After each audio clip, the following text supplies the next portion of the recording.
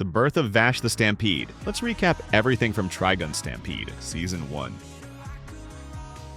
The story starts in the past on a seeds ship. Young Vash and his twin brother, Nai, are cared for by Rem Savarim. When the ship suddenly malfunctions, Rem stays behind to save others and sacrifices herself while the twins escape in a pod. Years later, on the desert planet No Man's Land, rookie reporter Meryl Strife and her partner Roberta De Niro search for the outlaw Vash the Stampede. They find him tied up in the desert by bandits. He is kind and silly, not the violent criminal they expected. They travel to a nearby canyon town where Vash is known for fixing machines. The town's plant, its only source of energy and water, begins failing again.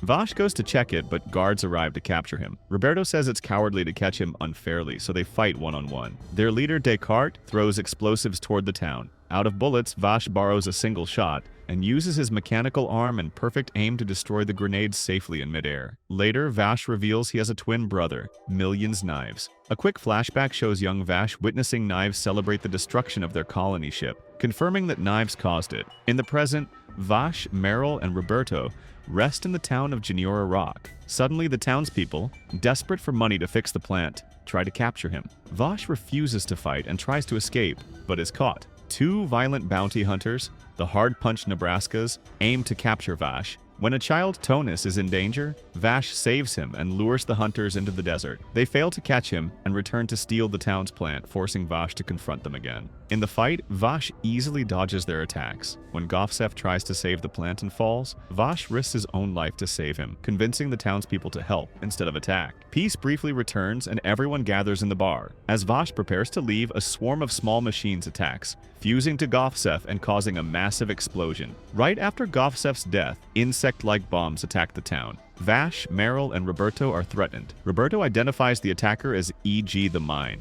Vash notices him attacking and tries to protect the citizens while a bomb is attached to himself. Meryl and Roberto trick the bomber and stop him. Vash prevents the Elder Nebraska from killing him, staying true to his no-kill rule. Suddenly, a haunting piano melody scares Vash. Knives has arrived. Knives kills E.G. the Mine and mocks Vash for helping humans. He cuts off the Elder Nebraska's arm, steals the plant, and summons a storm of blades. Jenora Rock is destroyed, leaving only ruins. Meryl and Roberto survive, but the townspeople blame Vash. Feeling guilty, he decides to leave and head east toward July City to stop his brother's destruction. Vash, Meryl, and Roberto travel through the desert. Vash is quiet and full of guilt, and the others are unsure if they can trust him. Their journey changes when they crash into a man walking through the sand, Nicholas D. Wolfwood, carrying a giant cross. After waking him up, the group stops at a remote plant station, where they find the owners murdered.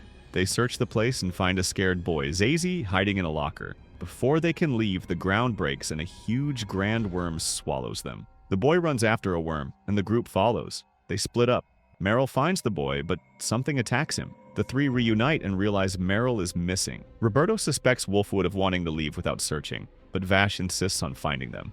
Then Roberto also disappears. Vash and Wolfwood escape the worm, but it eats them again. Inside, Vash learns the truth. Zazie controls the worm and caused the murders. Zazie escapes, and the monster attacks. Vash hesitates, but Wolfwood uses his cross punisher, firing bullets and rockets to kill the worm and save everyone. The group regroups in the desert and Wolfwood joins them, forming an uneasy partnership. In secret, Wolfwood meets with Zazie, hinting he is after Vash too. The group travels to an abandoned windmill village. Vash feels uneasy remembering the place, as a radio warns of a cult demanding human sacrifices. Vash walks off alone and is attacked by a huge cyborg shouting his name. He dodges nonstop, refusing to kill, while Wolfwood fires his punisher to save him. A quick flashback shows that years ago, Vash met a sick boy, Rollo, who had been chosen by a cult linked to Knives. He promised medicine but never returned in time. Dr. Conrad later captured Rollo, turning him into Monev the Gale. Back in the present, Vash reaches for Rollo's memories. Just then, Wolfwood kills Monev to protect them. Vash, angry, asks why and leaves burdened with guilt for breaking his promise. A quick flashback shows Wolfwood's childhood in an orphanage. He becomes close to a boy named Livio. Their peace ends when the Eye of Michael takes Wolfwood and experiments on him, making him grow fast and heal quickly so he can serve as their assassin. In the present, Wolfwood and Vash board the huge sand steamer ship. Roberto wants to quit the mission, but Meryl refuses, and both follow the ship. As Vash and Wolfwood argue about killing, they are attacked by a gunman with twin cross-shaped weapons, Livio, Wolfwood's childhood brother. Vash tries not to hurt him, but Livio fights with deadly force. His mask breaks, showing his emotionless, changed face. Wolfwood freezes, unable to fight. Legato Blue Summers and Zazie appear and use psychic powers to take control of the sand steamer, steering it toward Hopeland, the orphanage where Wolfwood grew up. At the same time, the Bad Lads gang attacks the ship. Meryl and Roberto arrive and jump into the chaos. Vash tries to stop Livio without killing him, while Wolfwood begs his brother to stop. Trapped by Knives' control, Livio suddenly snaps back and shoots himself to avoid hurting Wolfwood, and dies. Wolfwood is devastated. The sand steamer continues toward Hopeland. Legato activates a huge ion cannon to destroy the town. Vash and Wolfwood act fast. Working together, they redirect the cannon's energy skyward, then fight to stop the ship itself. Wolfwood burns his hands while pushing the control lever, stopping the ship just meters away from the orphanage. Afterward, Vash approaches the ship's plant. When he touches it, bright geometric light covers his body. The plant appears as a glowing winged figure and Vash collapses.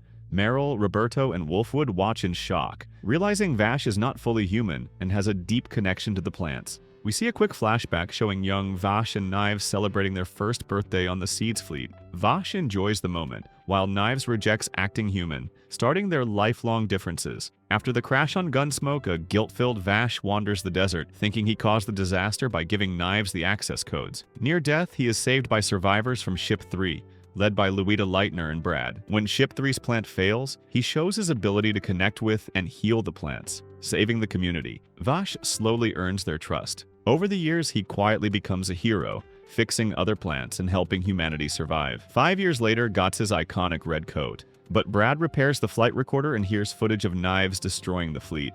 Misunderstanding Vash's role, they think he helped. Vash leaves the coat and a note and disappears to stop Knives alone. Louita realizes the truth too late, and the lonely wanderer Vash the Stampede is born.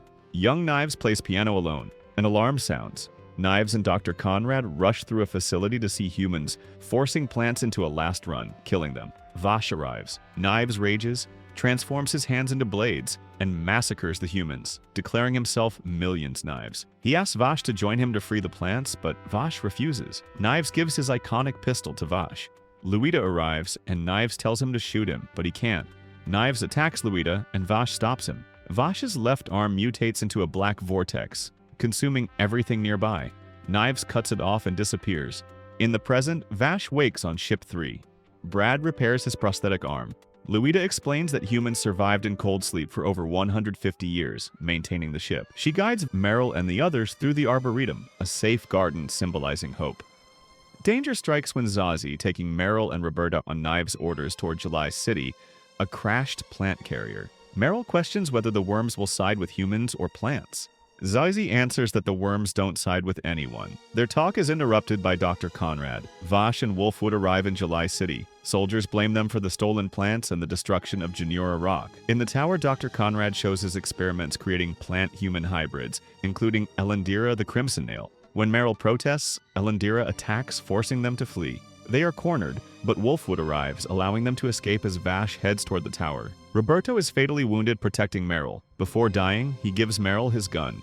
Vash confronts Knives, who traps him in a chamber filled with plant energy, intending to remake him and erase humanity. Knives invades his memories to force him to open a higher dimension, giving all plants independent souls and dooming humanity. Knives erases Vash's memories and mocks his belief in coexistence. Flashbacks reveal Knives caused the Project Seeds crash to protect Vash. In the real world, Knives' plan activates. A huge plant humanoid rises over July City. Meryl confronts Dr. Conrad, who reveals Knives' goal: make plants independent, ending human control. Vash loses control, his body used to open the dimensional gate, creating chaos and destruction. Knives and Vash fully synchronize, forming a massive tree-like organism. Knives prepares to give every plant a soul, erasing humanity. Meryl calls Vash name, reminding him of Rem and the value of human life.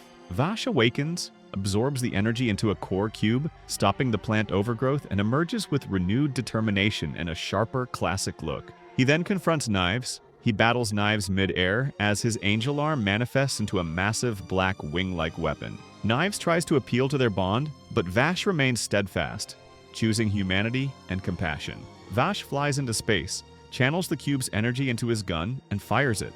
Knives tries to reach the cube, but the blast engulfs him, vanishing him. Vash falls back, and the explosion destroys July City, cementing the legend of the Humanoid Typhoon. The season ends 2 years later when the world believes Vash destroyed the city on purpose.